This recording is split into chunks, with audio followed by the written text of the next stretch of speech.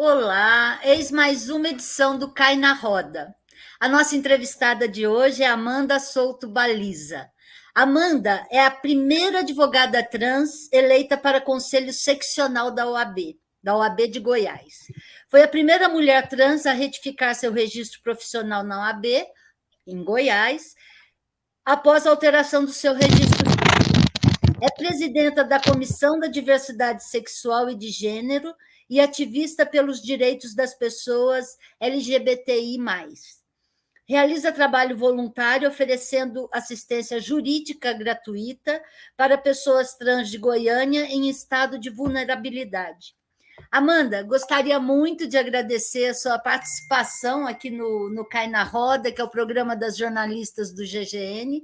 Hoje você vai conversar com Isabela Galvão, Patrícia Faerman e eu, Lourdes Nassif. Uma roda solta de conversa para a gente poder entrar em mais um tema onde a mulher é a protagonista. Posso começar com as perguntas? Então, Amanda, o que é essa vitória? Essa vitória de mulher trans, advogada com seu nome social, está participando de um conselho da OAB que até bem pouco tempo era um local fechado não só para mulheres, mas para mulheres trans. Olha, é uma conquista assim que eu acho muito importante, né? Principalmente em razão do contexto político que a gente vive hoje. Então, assim, a gente precisa ocupar todos os espaços, e nesse sentido, acho que a gente está começando a dar alguns passos nessa direção, né? Essa foi a primeira eleição da OAB no país todo que a gente teve mulheres trans eleitas, teve em São Paulo a Márcia Rocha, e em Goiás eu. Em Goiás foi uma semana antes da eleição, mais ou menos, mas a gente acabou sendo eleita para o mesmo pleito, né? Então, assim, é importante, a gente está no projeto, esse ano as eleições elas já estão com as regras do projeto paridade, que determinam que as chapas tenham 50% de mulheres. Então, isso, acho que no futuro a gente vai colher bons frutos a partir disso. Amanda, eu queria voltar um pouquinho atrás na tua história, assim, eu queria que você contasse como que foi o teu início na carreira de advocacia, se desde o começo você sentiu dificuldades, se você sofreu preconceito, como que era estar no mundo do direito, sendo uma mulher trans. Queria que você contasse um pouco aí do seu começo na história, da tua história na área, né? Eu tive uma transição tardia, né? Então, no começo, eu acabei que não enfrentava esses preconceitos porque ainda não tinha transicionado. Mas, assim, durante a faculdade tinha certos discursos, assim, que já incomodavam, né? Porque eu me descobri nesse ponto quando eu tinha uns 12 anos de idade, mais ou menos. Só que tinha muito medo da família, muito medo da sociedade, então eu acabei postergando isso até quando eu não consegui mais. Na faculdade, por exemplo, eu me lembro que na aula de medicina legal, lá nos primeiros períodos, é, essa questão da transexualidade era tratada como uma perversão sexual. Também tinha outras questões, como, por exemplo, tinha um professor que ele era juiz, ele dava aula de processo civil. E quando ele ia falar dessa questão de retificação de registro civil e tudo mais, ele falava assim que na opinião dele, né, porque sempre é opinião, nunca é preconceito, quando alguém alterasse os documentos, tinha que ficar lá constando assim, mulher operada, que era para não enganar ninguém. Então, assim, na cabeça dele, só podia mudar o documento se fizesse alguma cirurgia e tinha que ficar exposto para que todo mundo visse. Então, assim, isso hoje em dia a jurisprudência avançou muito, né? Desde que eu passei por esse professor, graças a Deus ele já até aposentou, mas, assim, era um período que a visão de mundo era muito diferente dentro do direito, né? Hoje já avançou bastante. No começo da transição era bem mais difícil, principalmente antes de mudar os documentos. Me lembro que às vezes eu estava, por exemplo, com um vestido, tinha que fazer uma audiência, eu ficava com muito medo, né? Eu colocava um terno por cima, ia fazer a audiência, depois que saía da audiência, eu chegava lá no carro e tirava aquele terno e ficava com a roupa que eu tivesse por baixo. Então, assim, foi um período, assim, inicial bem complexo. Mas aos poucos eu fui criando mais confiança e tudo mais, e acaba que hoje é mais tranquilo. Hoje eu não enfrento, assim, tanta coisa, mas o começo foi meio chato.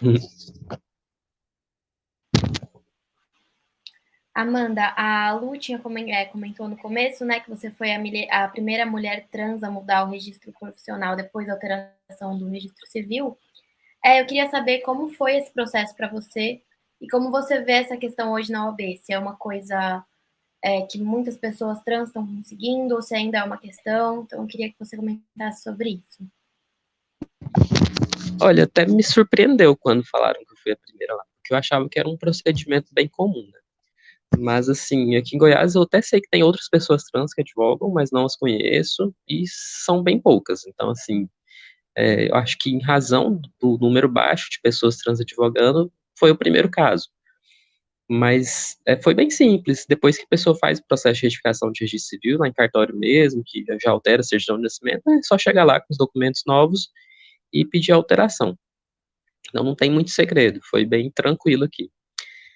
Nesse ponto não teve nenhum constrangimento, nem nada. Foi até rápido, inclusive.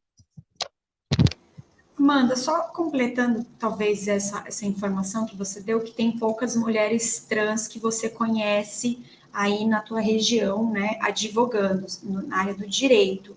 Por que você acha que isso se deve? Você acha que tem alguma explicação por trás disso, que tem a ver realmente com preconceito? Você estava narrando que as dificuldades que você passou também, às vezes, pessoais mesmo, individuais, né, na sua transição, mas também tem essa questão da sociedade, da pressão da sociedade. Você acha que pessoas trans, elas deixam de entrar para áreas tradicionais por causa do preconceito? Eu acho que isso é uma coisa que começa, assim, desde a infância, assim, por assim dizer. E quando a gente pega, por exemplo, dados sobre educação, a gente vê que a população trans tem uma grande evasão escolar, né? Então, por exemplo, quando a gente pega o relatório da ANTRA, que elas fazem um relatório todo ano sobre a violência contra a população trans, e nesse relatório elas trazem um estudo, por exemplo, do Grupo Afroreg. Esse estudo revela que cerca de 56% da população trans não consegue terminar o ensino fundamental, 72% não consegue terminar o ensino médio, e aí o ensino superior, só 0,02% conseguem ter acesso, segundo esse estudo que elas levam. Aí a gente pega, por exemplo, outro estudo que chama Juventudes na Escola, ele é de 2015. Esse estudo, ele foi feito pela Faculdade Latino-Americana de Ciências Sociais em parceria com o MEC. E nele eles entrevistam uma série de alunos e os alunos dizem abertamente, cerca de 20% falam que não gostariam de ter colegas LGBT em sala de aula. Então a gente percebe que a evasão é muito grande. E a pessoa, ela, sem conseguir terminar o ensino fundamental, o ensino médio, muitas vezes ela não consegue o ensino superior. Então a gente já tem esse grande problema, né? E para ter acesso ao mercado de trabalho fica mais difícil ainda. A gente também tem esses dados lá da ANTRA, por exemplo, que estimam que 90% da população de mulheres trans depende da prostituição para sobreviver. Tem um outro estudo, agora que me fugiu o nome aqui, esse é específico do Rio de Janeiro, que fala em 78%. Então, assim, é um número muito alto. Tem um estudo da UNB em andamento, e esse estudo vai nos dar dados mais atualizados, mas os dados geralmente falados são esses que eu disse. Então, quando a gente pega todas essas dificuldades, fica muito difícil da população trans ter acesso, primeiro, à questão do ensino superior, e depois o direito é um ramo muito tradicional, né? A gente não tem esse dado de quantas pessoas trans tem advogado no país, mas eu estimo que são pouquíssimas.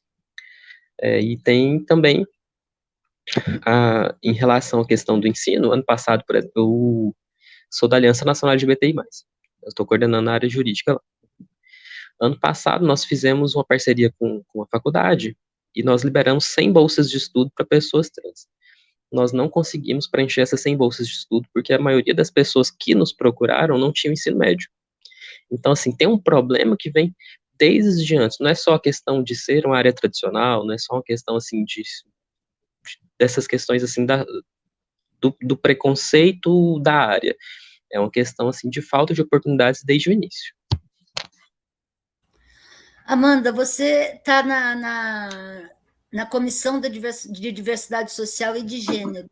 Enquanto comissão, o que pode ser feito em prol das mulheres trans que estão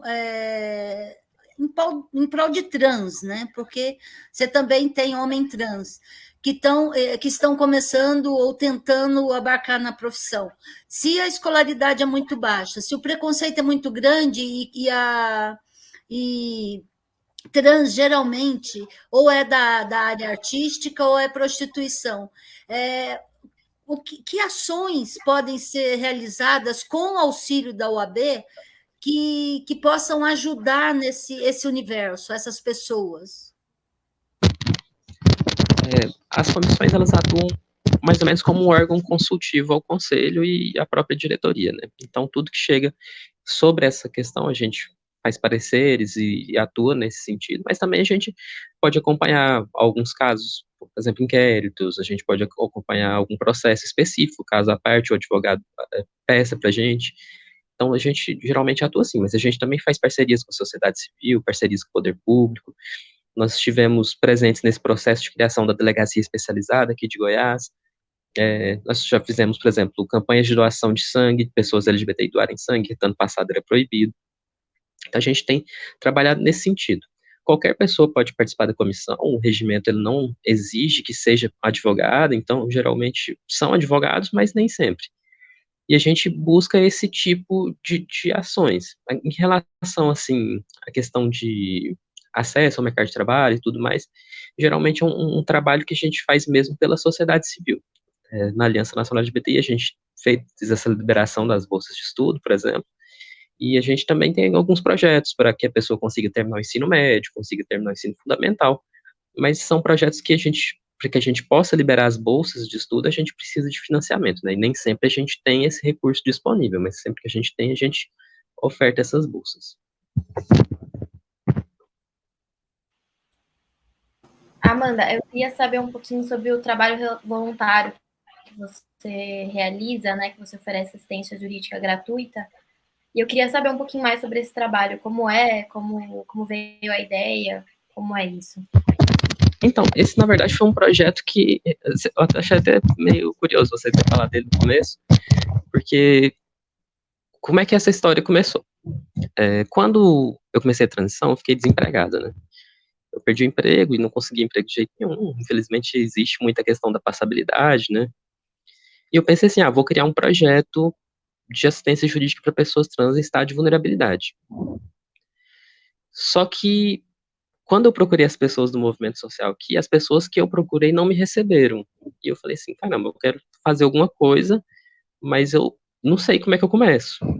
E aí eu fui procurar um movimento nacional. Aí foi quando eu conheci o pessoal da Aliança. E lá, eu comecei a participar da área jurídica e, eventualmente, eu fui para a coordenação.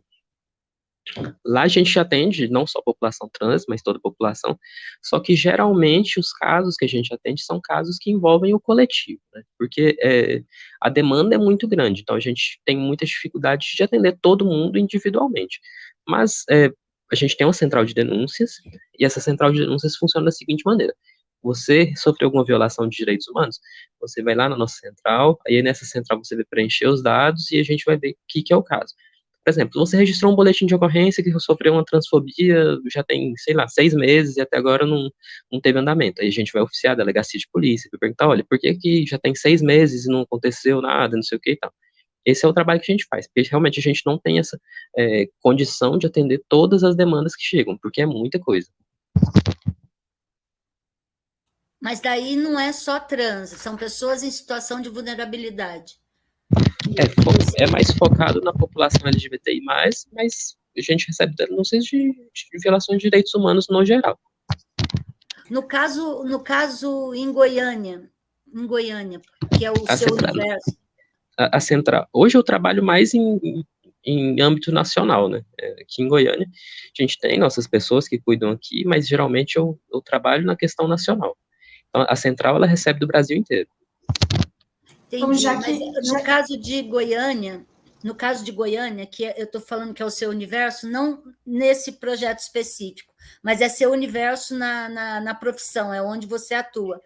As questões de violência contra trans, contra população que se prostitui para sobrevivência, ou seja, é um índice muito grande ou é uma coisa que está mais ou menos na média do país? Isso a gente não falando em São Paulo e Rio, que são explosões sempre de violência violência policial, ataques e tudo mais. Mas do resto do país, ela está na média ou ela está acima da média do país? Olha, quando a gente pega, assim, questão de estatísticas sobre isso, para comparar com outros estados, Goiás eu acho que está um pouco na média. Tanto quando a gente pega, por exemplo, os relatórios da ANTRA, que eu acho que Goiás caiu 2 ou 3 posições em violências nesse último ano, quanto nos dados oficiais, né, que é o mapa, o Anuário da Violência. O Anuário da Violência é um pouco complicado a gente comparar os dados, porque há fortes indícios de subnotificação, em todos os estados têm dados, Goiás tem dados, mas tem vários estados que não tem nenhum tipo de dado, então a gente não tem nem como ter uma noção. Ano passado foram 11 estados que não tinham dados algum sobre violência contra a população LGBTI+, e esse ano foram 8 estados que não tinham dado algum. Então, assim, é muito difícil fazer essa comparação, mas com os relatórios que a gente vê da sociedade civil, Goiás está na média. Amanda, já que você atua com essa questão nacional e você conhece os dados, as informações e a realidade, o que você sentiu que esse governo ele representou para a luta LGBTI+. É um governo, vamos dizer, complexo, né? Tem questão do Ministério dos Direitos Humanos não ter usado a verba que seria para combater discriminação e tudo mais. O próprio Conselho Nacional de Combate à Discriminação, ele está, de certa forma, assim, esvaziado. É muito difícil a gente avançar com pautas relacionadas à população LGBTI+, ou qualquer pauta social, no geral, né? O governo tem uma certa dificuldade de enxergar isso. Mas nós estamos bem otimistas. Trabalho, assim, o meu trabalho, como eu disse, ele é nacional. Eu fico em Goiânia, mas também, geralmente, eu vou para Brasília uma vez por mês. Lá a gente faz o advocacy, né? Eu estou bem otimista para que, a partir de 2023, a gente consiga avançar algumas questões. Nesse ano e ano que vem, a gente já decidiu que vamos tentar só manter o que nós já conseguimos, porque avançar mesmo é muito difícil nesse momento. Amanda, ainda com relação a esse governo, é um governo que estimulou violência contra a diferença. Então, assim, se você pensa diferente de mim, você está sujeito à violência, mas uma violência em redes sociais, não uma violência, não só violência física, mas uma violência de redes sociais, uma virulência em redes sociais.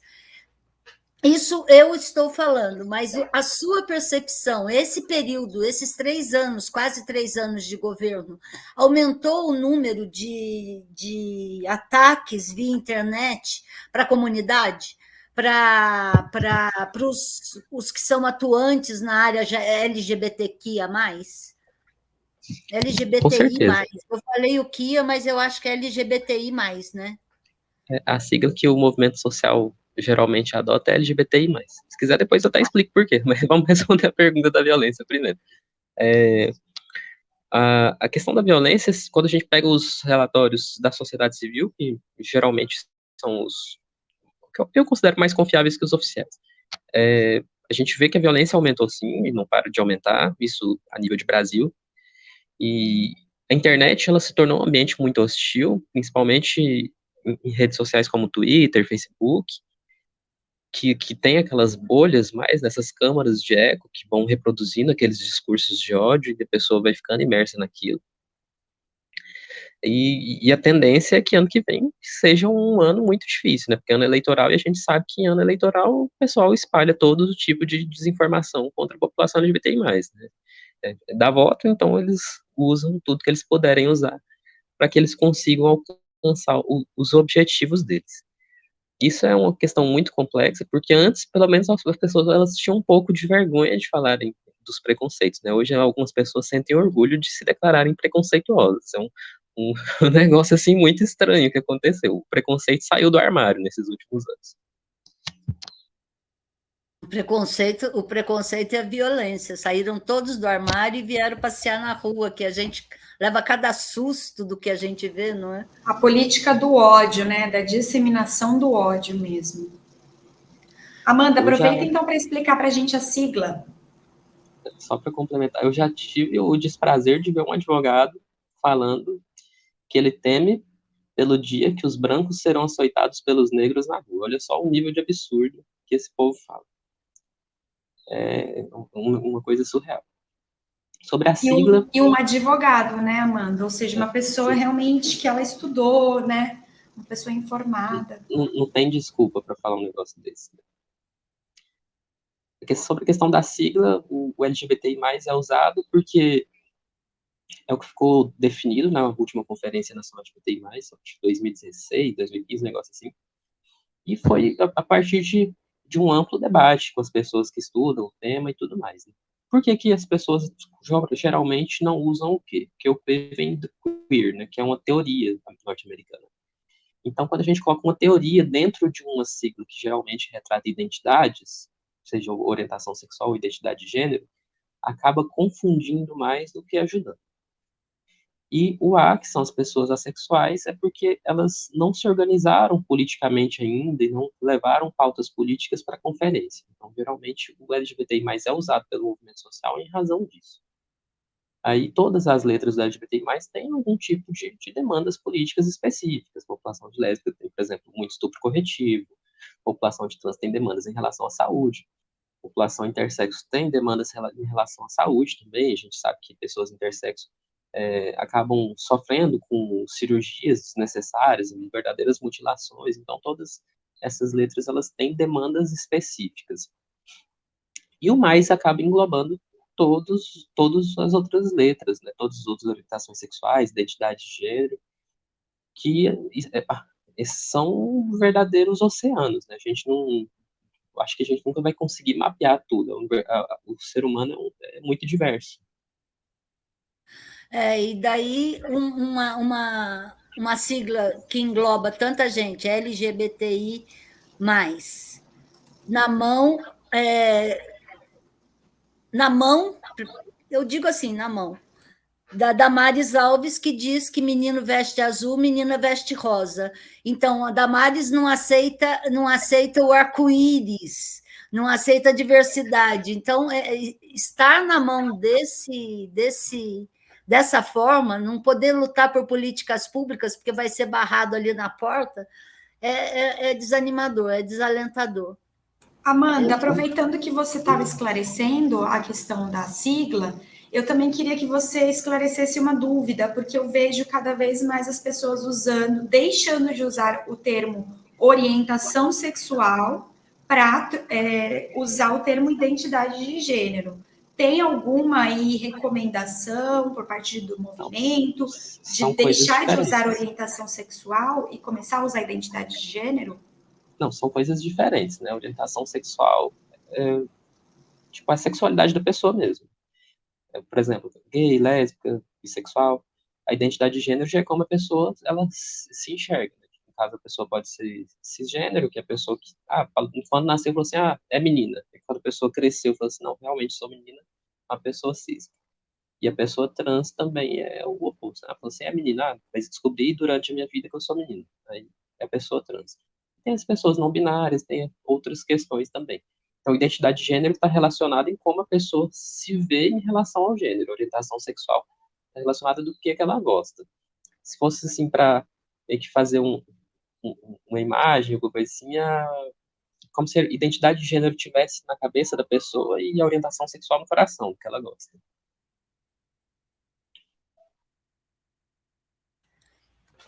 No caso político, assim, tudo é política nesse mundo, né? A luta sempre é política.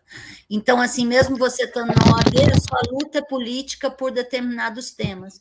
Dentro da organização desse seminário que definiu como LGBTI+, existe a predisposição em lançar nomes para o Congresso, para que a luta possa ser feita mais ali na frente, na linha de frente da propositura de leis e tudo mais, porque assim, as assembleias legislativas de São Paulo, Rio, Rio Grande do Sul, já conseguiram algumas vitórias nesse sentido.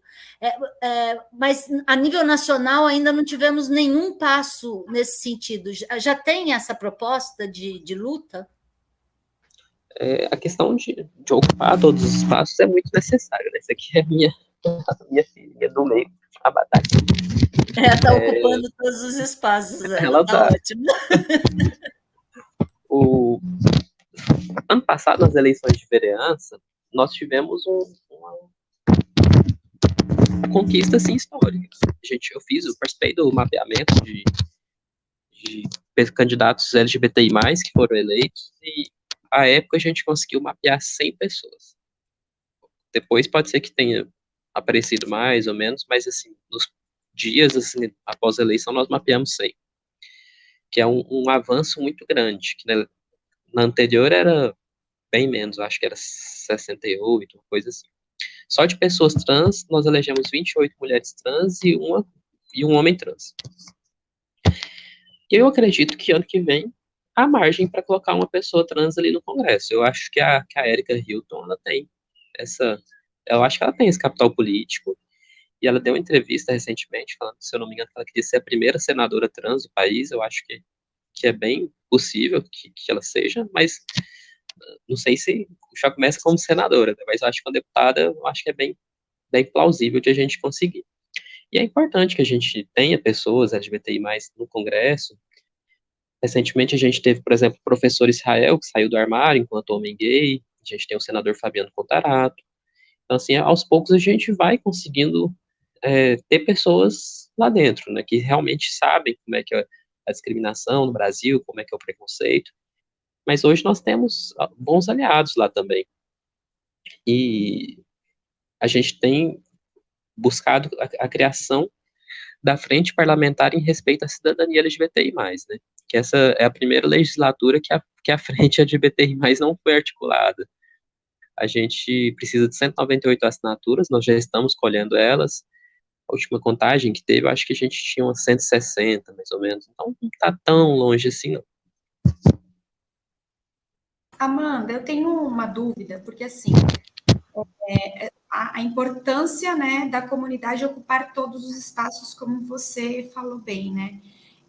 O que a gente verifica, geralmente, é que quando representantes da comunidade LGBTI+, ocupam espaços de destaque, eles necessariamente se sentem na obrigação de ser porta-voz do movimento. E sabemos também que tem muitas pessoas que não gostam, não é que não gostam, não têm habilidades, talvez, ou talentos, para ser esse porta-voz da comunidade, por exemplo, LGBTI+. O que eu quero dizer? Você, por exemplo, é um exemplo de uma mulher trans que está na Comissão de Diversidade Sexual e Gênero, né?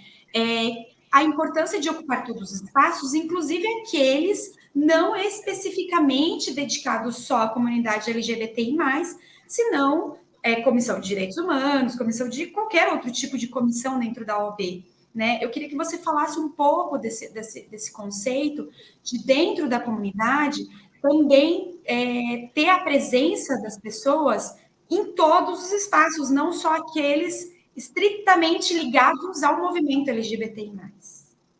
Com certeza, é muito importante. Eu participo também de outras comissões, né? Eu sou o presidente da Comissão de Diversidade, mas eu participo de outras, como a Comissão de Direito Médico, por exemplo, que é a minha área de especialização. E uma das nossas propostas de campanha da chapa que eu fui eleita é que a gente criasse vice-presidências de prerrogativa temáticas, né? E uma delas que a gente vai criar é a vice-presidência de diversidade, que quando algum advogado sofreu uma violação de prerrogativa em relação à orientação sexual, identidade de gênero, a gente vai ter uma pessoa que vai atuar para isso. Então, assim, a prerrogativa é uma questão que é muito importante para a advocacia, né? Então, a gente vai colocar essa pauta da diversidade dentro da questão de prerrogativas também. A gente precisa fazer essa interseccionalidade. Porque uma advogada trans, por exemplo, ela não precisa necessariamente trabalhar com diversidade, ela pode trabalhar com outras áreas e sofrer violações de prerrogativa de diversas maneiras. Então, a gente precisa realmente ocupar todos esses espaços e a gente precisa fazer com que as nossas vozes sejam ouvidas.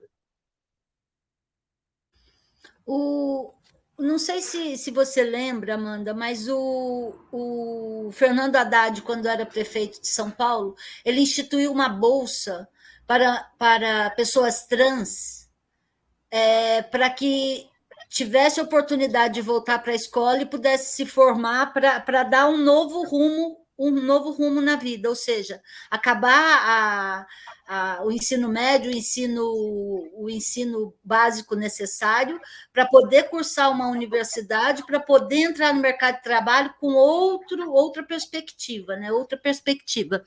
Este tipo de ação do Fernando Haddad foi a primeira providência que foi tirar. O prefeito posterior já retirou todo o projeto do caminho, né? Esse programa ele é todinho estruturado. Você vê condições de levar esse programa através dos congressos LGBTI+, levar esses programas para casas legislativas do Brasil inteiro, para poder dar isso que vocês tentam fazer em Goiás, o que Fernando Haddad tentou fazer em São Paulo, para dar uma nova perspectiva para a população trans, um novo começo de vida que seja baseado em outras premissas, que não a da prostituição e da arte, né? A arte, no caso, a arte menor, que é uma arte de sobrevivência, não é uma arte de explosão, né? O que você acha fazer essa intersecção entre movimento e política para poder levar adiante um projeto desse? Os movimentos sociais dialogam muito com a política, principalmente com os parlamentares que dão mais abertura. Na Aliança, especificamente, nós tentamos dialogar com todo o espectro político, que a gente entende que a gente não vai conseguir aprovar projetos se a gente conversar só com partidos de esquerda. Então, a gente também tem diálogo com partidos de direita democrática, né, com quem quer conversar, porque quem não quer também não tem como, a gente não pode obrigar. E existem projetos hoje no Brasil nesse sentido. Por exemplo, o Transcidadania, que é um projeto que ele estipula que empresas, a partir de número de funcionários X, tem que ter uma porcentagem de pessoas trans contratadas, que aí seria uma forma de cota para colocar algumas pessoas trans terem acesso ao mercado de trabalho. Mas hoje, isso são projetos. As grandes iniciativas que a gente vê sobre empregabilidade, acesso ao mercado de trabalho, e até educação, hoje, as que funcionam vêm do terceiro setor, das associações e tudo mais. Por exemplo, a gente tem o Transempregos, né, que é da Márcia Rocha, que inclusive ela agora conselheira de São Paulo, lá também na OAB, ela foi eleita dia 25. O Transempregos, ele faz esse projeto, ele capacita as empresas para receberem pessoas trans e também fazem esse encaminhamento de currículo para que as pessoas trans possam ter acesso ao mercado de trabalho formal. Também tem outros projetos, como o Transpor, que no Transpor, as pessoas trans se cadastram, passam por uma entrevista, e aí, a partir dessa entrevista, os voluntários do Transpor ajudam a construir o currículo, e aí, a partir desse currículo, dão um treinamento de como essa pessoa trans deve se portar em uma entrevista de emprego, e fazem também esse encaminhamento para as empresas. Então, assim, a gente tem vários projetos de lei interessantes, mas, assim, o que funciona mesmo hoje, geralmente, são iniciativas do terceiro setor, e às vezes o poder público ele faz parcerias e tudo mais também, como aqui em Goiás tem uma secretaria que chama Secretaria da Retomada, que ela, em parceria com a Secretaria de Desenvolvimento Social, está começando a fazer também alguns projetos nesse sentido de garantir a empregabilidade de pessoas trans e pessoas em outros grupos vulnerabilizados. A gente também tem um outro projeto agora, só que me fugiu aqui. Tá. Chama Mais Um Sem Dor. E também tem o Cozinha e Voz. Mais Um Sem Dor é um projeto do Ministério Público do Trabalho, que ele pega pessoas em situação de vulnerabilidade social, geralmente são mulheres vítimas de violência doméstica, mulheres trans, são pessoas em situação de rua, e aí então um curso para essas pessoas trabalharem em determinadas áreas, e aí encaminha essas pessoas depois do curso para as empresas. Assim, o Brasil tem várias iniciativas nesse sentido, mas assim ainda são iniciativas que não contemplam toda a população que precisa, né? A gente sabe que hoje, infelizmente, a gente tem muitas pessoas trans que dependem da prostituição, porque é o que a sociedade acaba impondo. Amanda, você Eu acha que... lembrei de um... Ai, desculpa, desculpa. Isa, fala. Pode falar. Não, pode falar, eu ia fazer outra pergunta. Pode fazer, eu também ia fazer outra. Não, eu ia falar disso que você acabou de falar, Amanda, sobre esses projetos, né, que estão sendo feitos agora. Você acha que eles ajudam naquela questão que você falou no começo da educação mesmo, das pessoas trans se formarem na escola, se formarem na faculdade e tudo mais? Ou você acha que o caminho é outro e que essa questão não está sendo muito contemplada com esses programas? Acho que esses projetos, assim, eles se preocupam em solucionar um problema que é mais imediato, né? Porque a pessoa precisa trabalhar para sobreviver. E acaba tentando mudar um pouco da mentalidade do mercado, né? Que até poucos anos atrás era inconcebível para a empresa contratar uma pessoa trans. A empresa tinha medo de contratar. Então, assim, hoje já tem empresas que estão preocupando em mudar essa imagem, mas a gente ainda vê que é muito tímido. Geralmente são empresas de grande porte que têm essa preocupação, né? Até porque é da mídia, então acabam se beneficiando disso também. Mas com empresas pequenas, empresas médias, a gente ainda nota que há uma certa resistência.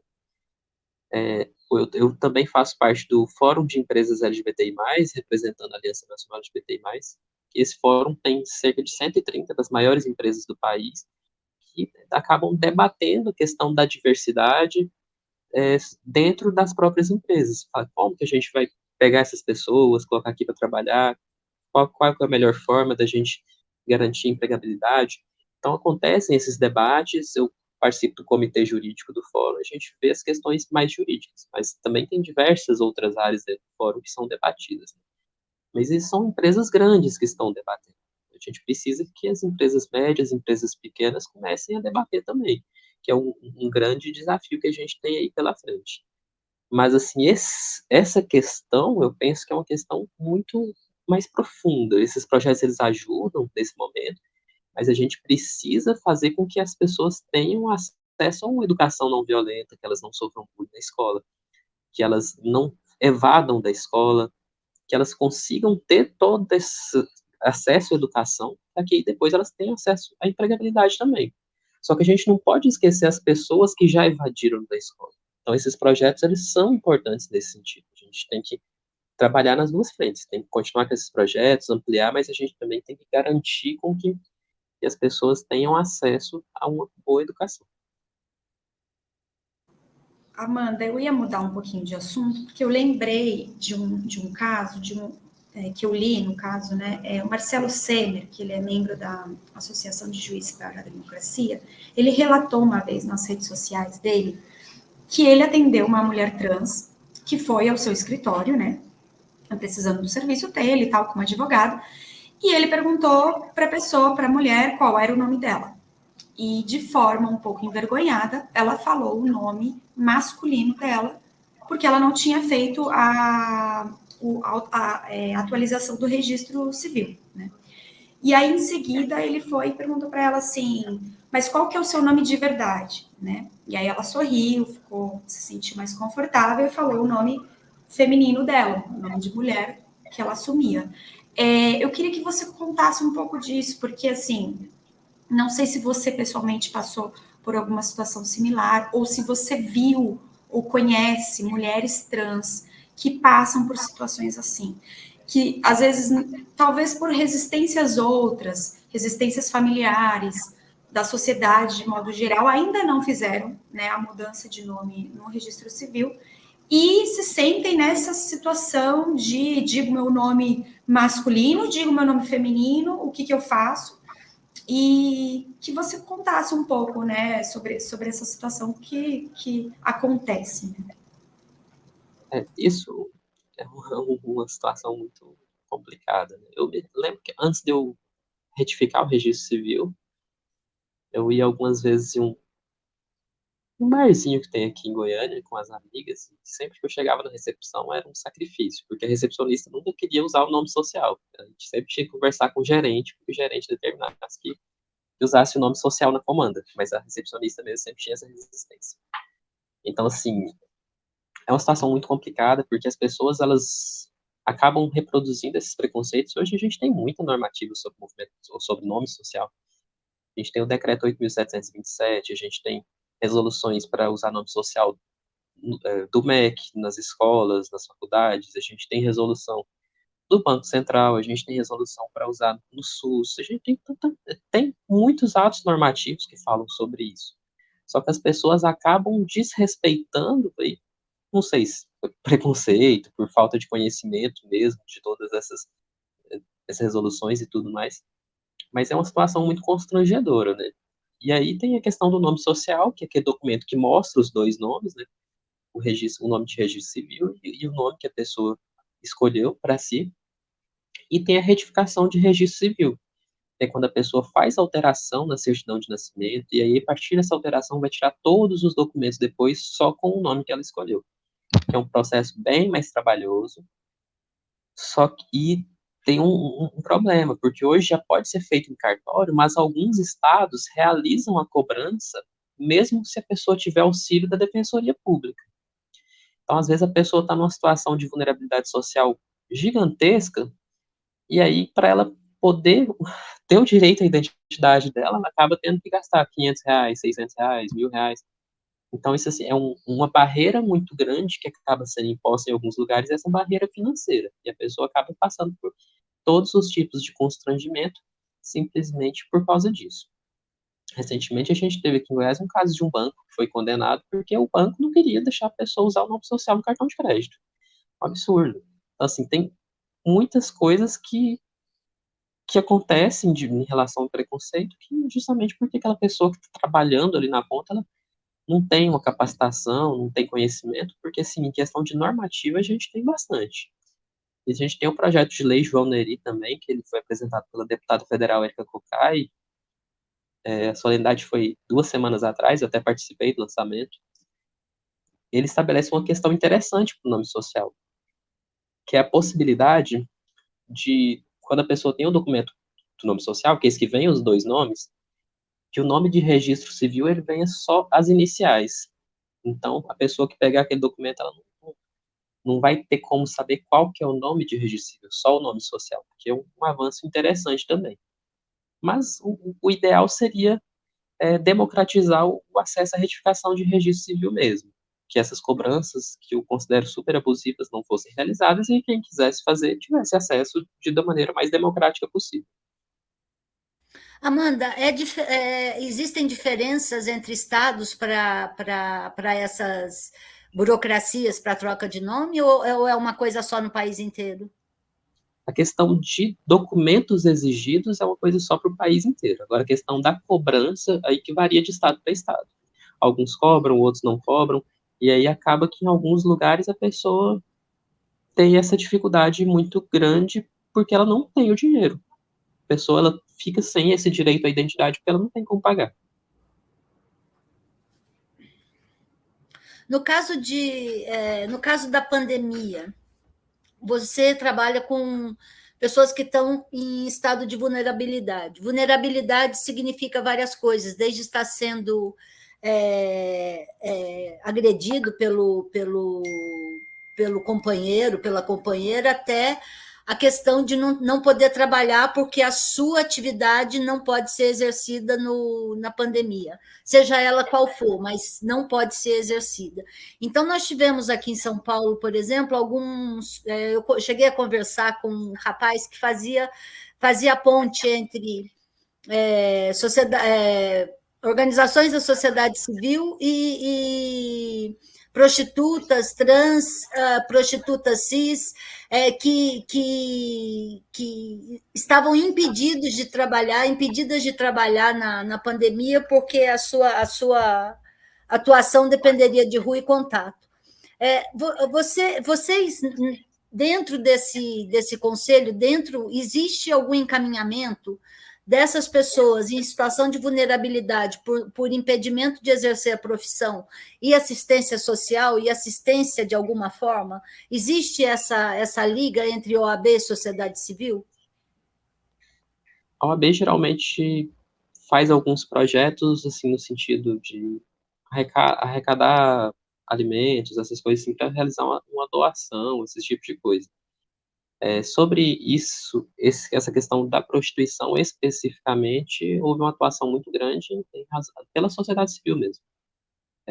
A gente identificou, principalmente ano passado, mas no começo da pandemia, muitos casos de meninas trans que se prostituíam em casas de prostituição que pegavam Covid e eram expulsas da casa de prostituição e acabavam ficando na rua. Então tinha essa questão também. E a questão da pessoa não conseguir trabalhar foi muita gente também, muita gente mesmo. Tinha, principalmente quem trabalhava na rua, que aí tinha lockdown, tinha tudo, a pessoa não tinha como ter acesso. Foram distribuídas muitas cestas básicas aqui em Goiás, principalmente pela Astral, né, que é a associação que cuida das pessoas trans aqui, que é da Beth Fernandes. A gente fez esse trabalho nesse sentido. Amanda, eu vou fazer uma pergunta bem pessoal, e se você, assim, talvez emocional, né, emotiva, se você não quiser responder, fica à vontade, tá? Alguma vez fizeram você se sentir menos advogada por ser trans? Assim, geralmente, no começo era muito chato, igual eu te falei, porque no começo da transição tinha toda aquela questão assim, da passabilidade, e principalmente quando ainda não tinha mudado os documentos, e eu às vezes tinha que usar o terno por cima e tal. Mas depois, com o tempo, as coisas começaram a ficar mais veladas, sabe? Hoje eu sei, assim, quem tem preconceito de mim, só que é uma coisa assim, que a pessoa faz de forma muito velada e acaba que é difícil de discutir aquelas questões. Eu me recordo uma vez, por exemplo, estava discutindo em um grupo de advogados uma questão, acho que era sobre uma palestra, e aí o cara começou tipo, quando se referia a uma amiga minha, ele falava senhora, mas quando ele ia falar sobre mim, ele escrevia assim, senhor, abre parênteses A. E outras questõezinhas também, até um caso de um advogado aí que ele, um tempo atrás, de vez em quando eu dou entrevista, as coisas saem em jornal assim, eu gosto de ler os comentários, eu tenho esse problema sério, dizem que a gente não deve ler os comentários, mas eu gosto. E aí sempre tem uns comentários muito preconceituosos, né?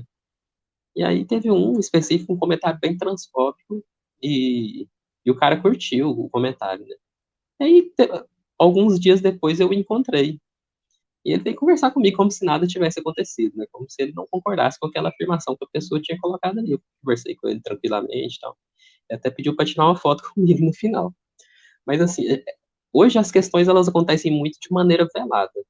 Agora eu não, nesse último ano, nesses últimos 2 anos, assim, não tive que agir de maneira mais combativa nesse sentido, né? Porque as pessoas elas sabem disfarçar muito bem o preconceito delas.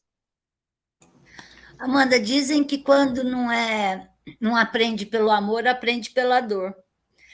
Você acha que é mais efetivo, seria mais educativo começar a acionar na justiça esses casos de transfobia? Você acha Então, que isso ajudaria mais? a gente aciona, assim, só que, particularmente, eu penso que tem dois tipos de pessoas. Tem aquele tipo de pessoa que ela realmente ela não teve um acesso a uma educação, assim, nesse sentido, de não ter discriminação e tudo mais. E a gente tem que ter toda a paciência, a gente tem que conversar, tem que explicar, olha, é errado dessa forma aqui, porque é por causa disso, acontece isso e tal. Por exemplo, não tem como chegar numa senhorinha lá do interior de Goiás, onde eu nasci, lá em Estrela do Norte, cidadezinha de 4 mil habitantes no interior de Goiás, e querer falar para ela que ela vai ser presa se ela falar alguma coisa errada. A gente tem que trabalhar e conversar, explicar por que é errado.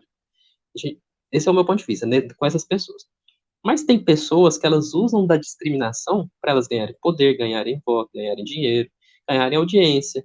Aí sim, a gente tem que usar todo o rigor da lei. Hoje a gente tem ação contra a União, o ministro da Educação, porque ele falou que as famílias LGBTI+, vêm de lares desajustados, a gente já ganhou em primeira instância, o juiz A juíza condenou a União em R$ 200 mil por danos morais coletivos.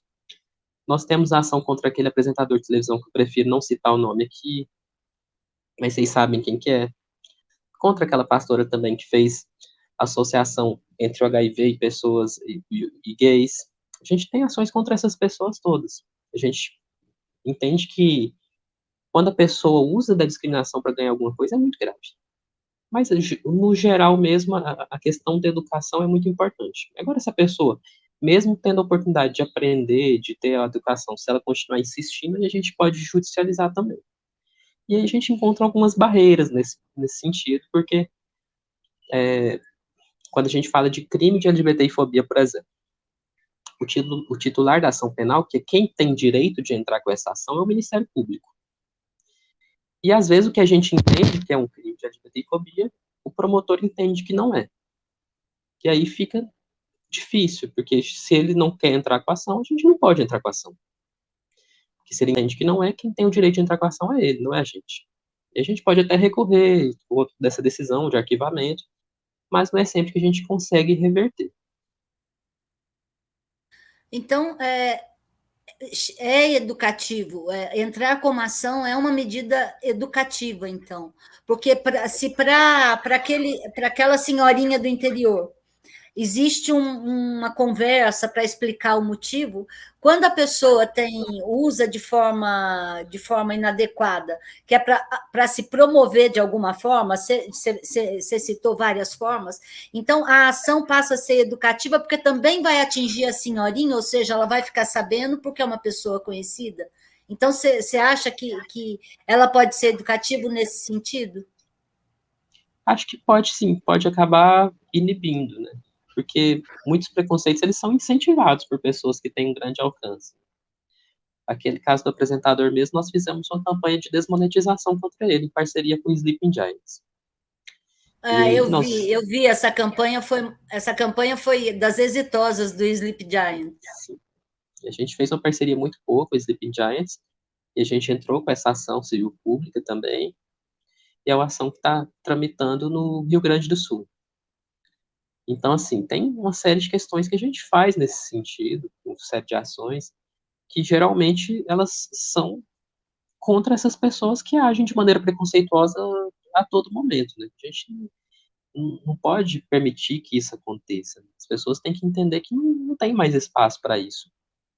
Como é que um ministro da educação fala que LGBT vem de lar desajustado, vem de família desajustada? É uma coisa surreal. A pessoa está no cargo máximo da educação do país. Se essa pessoa está lá falando uma coisa dessa, quem está assistindo aquilo vai pensar o quê? E falando em educação, eu não sei se alguém ia perguntar, eu disparei aqui. Pode continuar, Lu. Pode. Falando em educação, você citou várias vezes a evasão escolar se dá também pelo bullying nas escolas, de que meninos e meninas são vítimas quando são diferentes daquele padrão que está colocado como normal, seja lá o que normal seja. Que a gente fala para mim o que é normal. Aí eu te pergunto, existe dentro de uma ação, eu vou te fazer uma pergunta, eu não sei se eu vou viajar muito na maionese, mas eu vou fazer. Dentro de uma ação contra o Ministério da Educação, caberia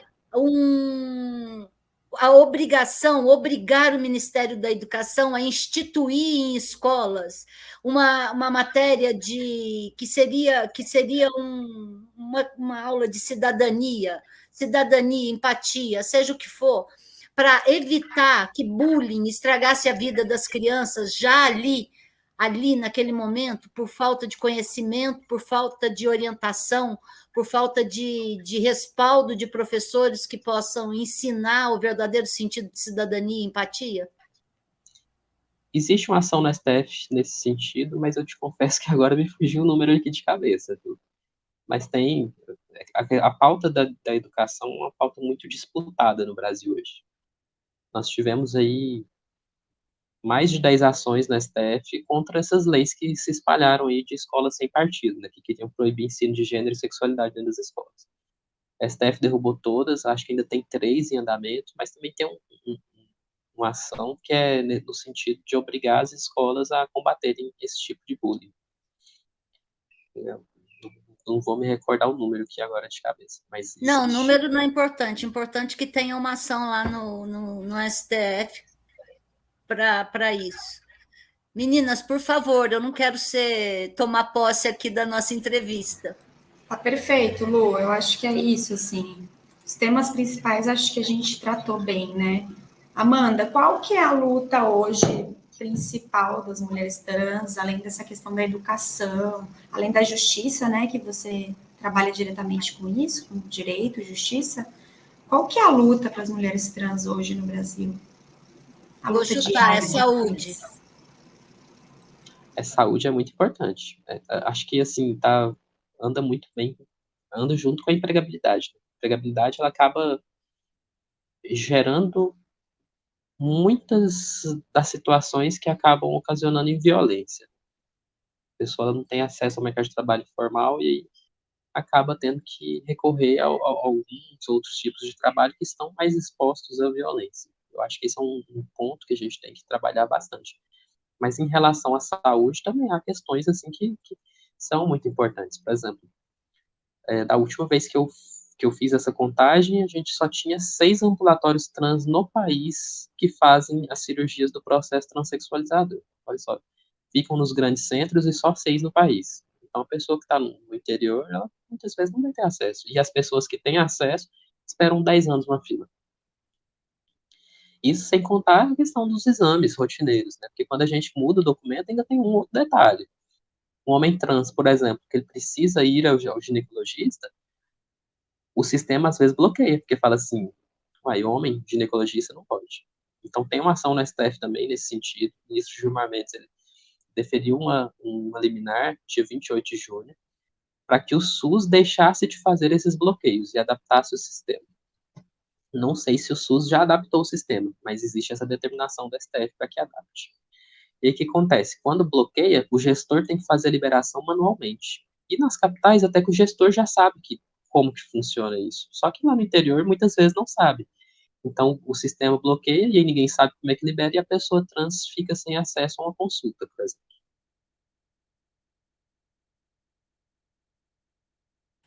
Afunila de todo lado, né? Então, é uma luta que pega várias frentes ao mesmo tempo, porque não adianta eu ter o meu nome social se eu não tenho saúde que se adeque ao meu corpo ainda, porque não foi feita a transição, que aquele ambulatório não vai fazer a transição, no mínimo a espera de 10 anos, se eu conseguir dinheiro para ficar na capital ou no grande centro que esse ambulatório existe. Então, está tudo interligado, é uma luta que não tem fim, né?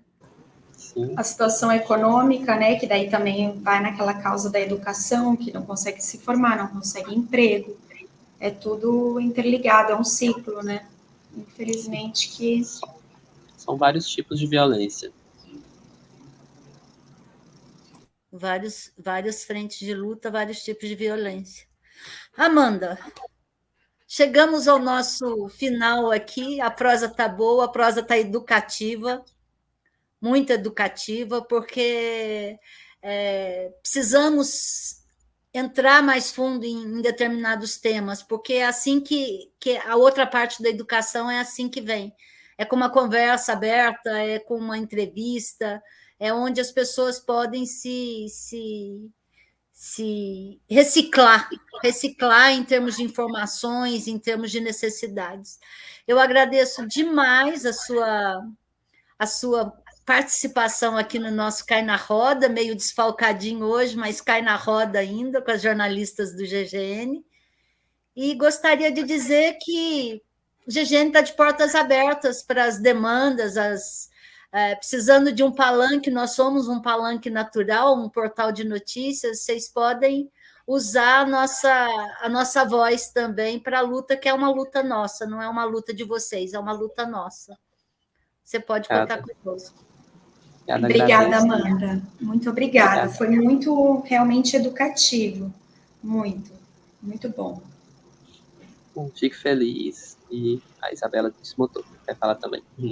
Não, eu ia só agradecer mesmo, foi incrível o papo, a conversa. Muito obrigada mesmo, Amanda. Obrigada eu. E também agradeço pela oportunidade de conversar com vocês e também falar que a gente está de portas abertas, tanto no AB, tanto na Aliança Nacional LGBTI+, e tanto na Associação Brasileira de Famílias Homotransafetivas, que eu sou diretora jurídica. Então, nessa temática aí, a gente que puder ajudar, a gente pode conversar com a gente vai ver o que dá para fazer. Perfeito, muito obrigada. Meninas, terminamos aqui nosso programa. Amanda, portas abertas para você quando quiser retornar. Obrigada, Tchau, só mandar o tchau. convite. Tchau, tchau. Tchau, tchau, gente.